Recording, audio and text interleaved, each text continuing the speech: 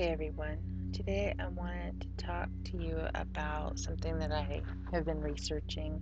Sometimes when I can't find out the reasons that are causing the Mandela Effect, I'll just, look up some possible scientific um,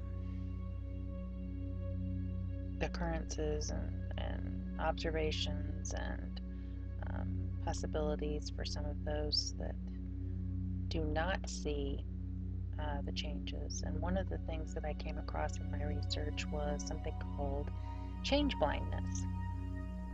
And basically, it's how we perceive things, a perceptual phenomenon that occurs when a change in a visual stimulus is introduced and the observer does not notice it. So, oftentimes, um, observers fail to notice major differences introduced into an image while it flickers off and on again. And then there's also something called like mud splashes that, that would be, you know, like it comes from stuff on your car, obviously it's a mud splash, like why you might not see something in the road, for instance.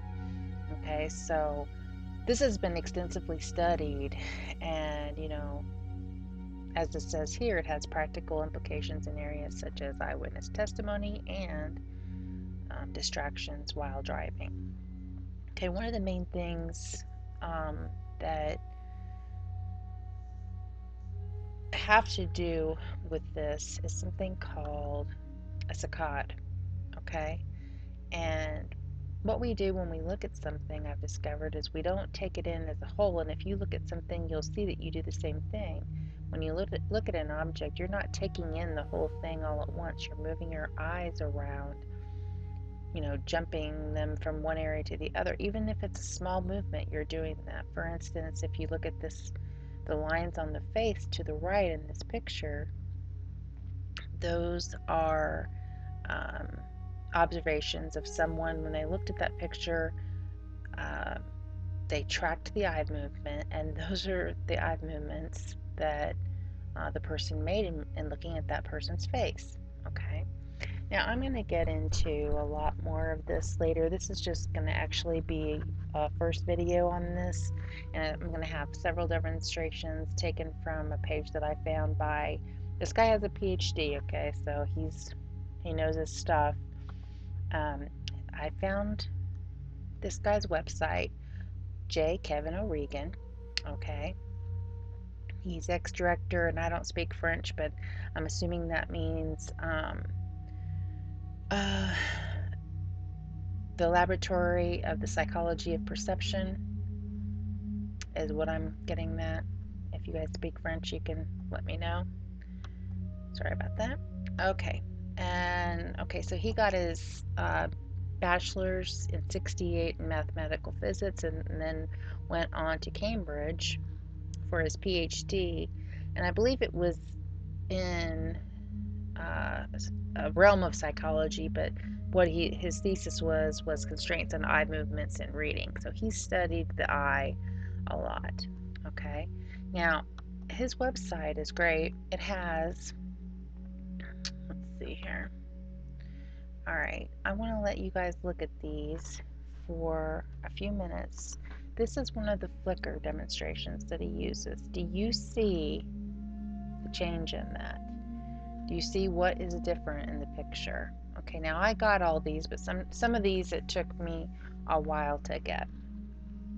All right, now if the flicker is not there, the change is easy to see, and we can see it by looking at this next slide. Do you see that right there? This is what was happening, but if you didn't see it before, it was because of the flicker. If the flicker is not there, it's easy to see what's changing, right?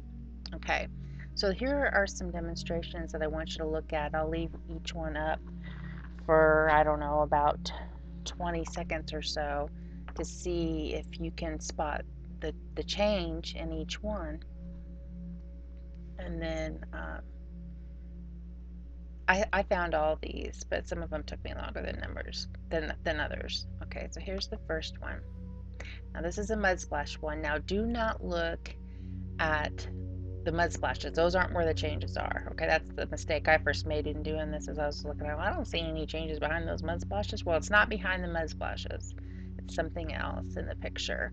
So see if you can spot the change in that one.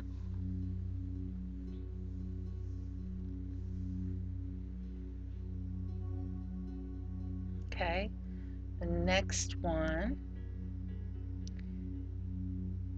more mud splashes. Again, do not look behind the mud splashes. That is not where the change is. See if you can find the change in that picture.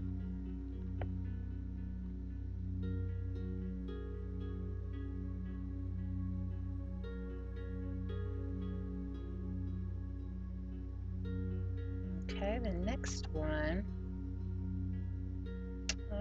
let me go to, okay, here it comes. Here's more mud splashes. So if you can't see them, don't feel bad. It took me a little bit to find some of these. Some of them I saw right away, but the fact that I found them all, I was pleased with that. I think some people in the Mandela that were unaffected by the Mandela effect don't have that ability to see these changes. And no matter how long they're going to look, they're just never going to see it. And so these four were all mud splashes. And next we're going to get into some more flickers here in a moment. And at the end of this, or in the description box, I'm going to give you this guy's website and where you can find these demonstrations. Now this is a flicker one. This one was a lot harder for me to see. This one took me a little while, so don't feel bad if it takes you a while as well. But I'm going to give you this guy's website, and this first video I'm going to do on change blindness is mostly just doing these demonstrations. And later on, I hope to delve into his papers, which I found really fascinating about. I think there might be some reasons why some people see changes and others don't, just based on pure scientific observation. That doesn't rule out that there's other supernatural elements as well. But, okay, here's another one. This one's a little bit easier to see, or it was for me anyway.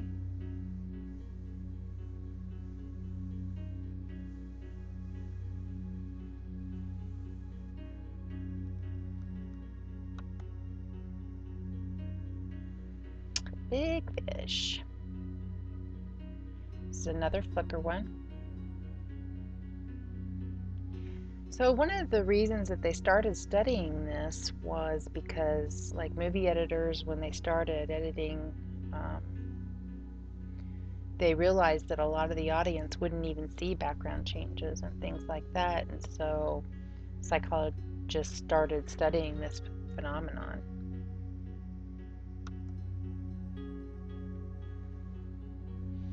I think this one took me a little while as well, but I found it eventually.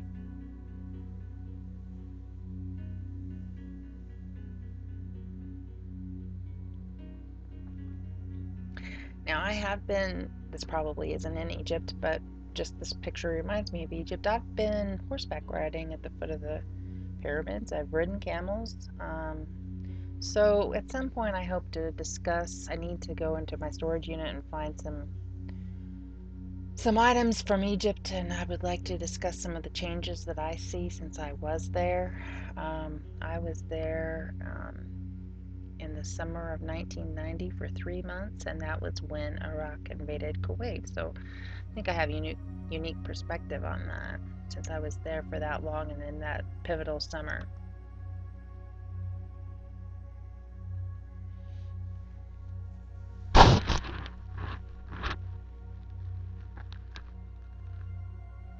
I definitely wouldn't recommend going to Egypt now, particularly for women. While I was there, I felt completely safe, but again, this was 27 years ago. So thought about staying there to study Arabic, and I have a background in metallurgy, metallurgical engineering, and so I kind of was interested in uh, Egyptian metallurgy at the time. And by the end of the summer, I could get around in a taxi cab um, just by using keywords and phrases. I wouldn't tell them where I was going. I would just say left, right, straight ahead, whatever, and I could get around. So, and I really loved it there. Really loved it. I think this one took me a while. It actually might not take you guys as long as it took me. I This one took me a little while to find this one. Okay, so again, this video is mostly just to do these demonstrations, and I'll probably just do one more video, but it might end up, depending on the length, being two about um, O'Regan's papers that his scientific papers that and over the research he's done over change blindness, and they're very, very fascinating, and I think that could be part of a scientific reason why some people don't see the Mandela effect. So I'm kind of anxious to see what some of you think about that. And I hope you have a great day or night, whichever it is for you. Bye bye.